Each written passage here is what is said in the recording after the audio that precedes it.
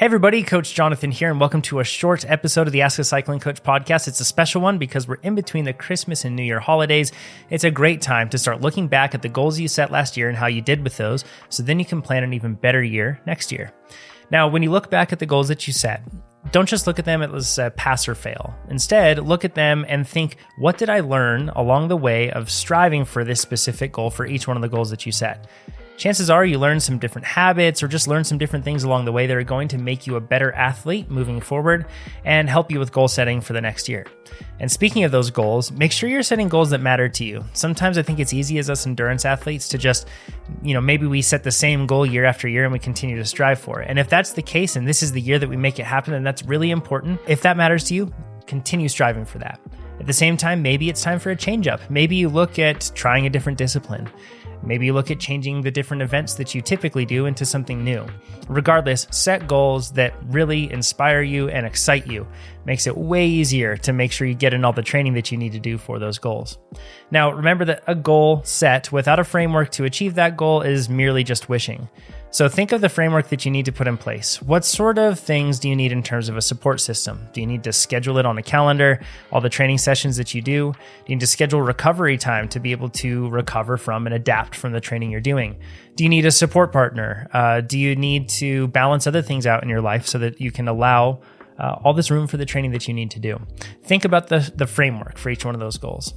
But now moving forward, what I want to talk about with the short amount of time that we have left is 4 things that I've noticed that are key differences between average athletes and the best athletes. Now, this doesn't necessarily mean that the best athletes are pro athletes. Many of them, where I've observed this, are amateur athletes, just like you and I, but they do things particularly well. So without further ado, let's get into what those 4 things are. Number 1, do less. Now, I know that sounds like a slacker approach to training here, but what I'm talking about specifically is training volume. And with training volume, something that I've noticed consistent is that the athletes that are average try to fill every available moment in their schedule with training, whereas the best athletes seem to just fill the minimum effective dose.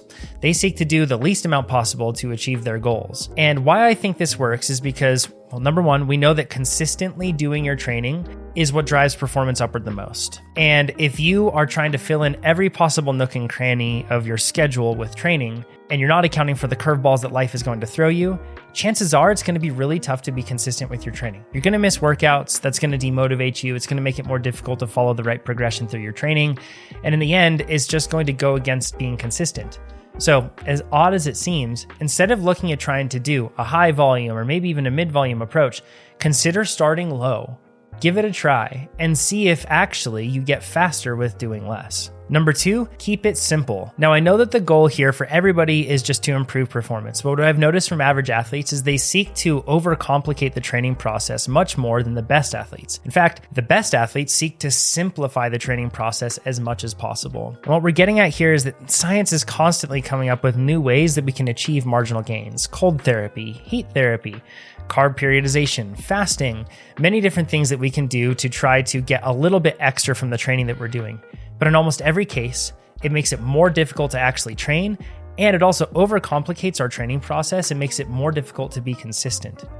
And if all of this is making it so that we aren't actually doing the work, the marginal gains aren't important if we're getting the much larger gains that come from just being consistent with the training plan.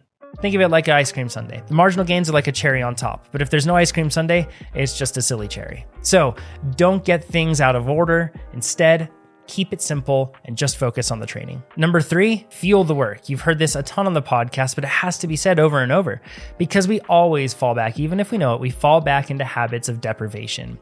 What I've noticed is that the average athlete seeks to starve themselves or deprive themselves, while the best athletes seek to nourish themselves. Now, keep in mind, it's very important to keep this in mind, that if you're riding at 100 watts for an hour, that's roughly 360 calories that you've burned. That's 90 grams of carbohydrate that you would be taking in order to finish topped off from that workout. In most cases, you're going to be doing workouts that are more than just 100 watts for an hour.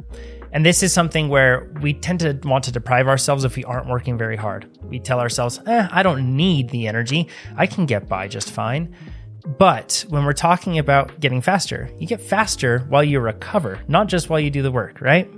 So if we want to fuel that recovery and make it easier to do the next day's workout and the next days and the next weeks and months, then it's important to nourish ourselves. So fuel that work, and that's how you're going to get more out of your training. And finally, number 4, recover like you train. What I'm getting at here is that I notice average athletes tend to focus all of their time, energy, and focus into their training, whereas the best athletes seem to put all of that equal parts spread in between training and recovery. It's just as important to them as the training. If you look at your calendar, chances are that you see your workouts scheduled on there, but do you see time scheduled in to just relax and recover? It's something that us endurance athletes forget to do, and when you think about it, we only get fast if we're able to adapt to the training that we're dosing our body with.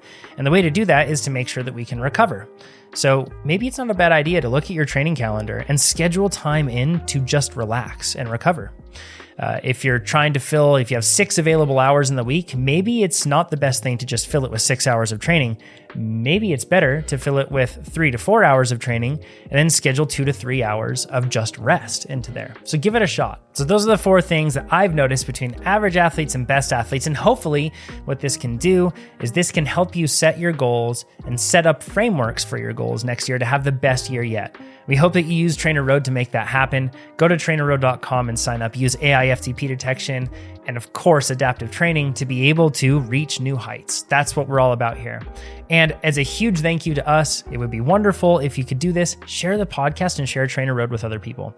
That's exactly how we grow. We don't have a huge budget. We're a bootstrapped company, meaning we don't have investors.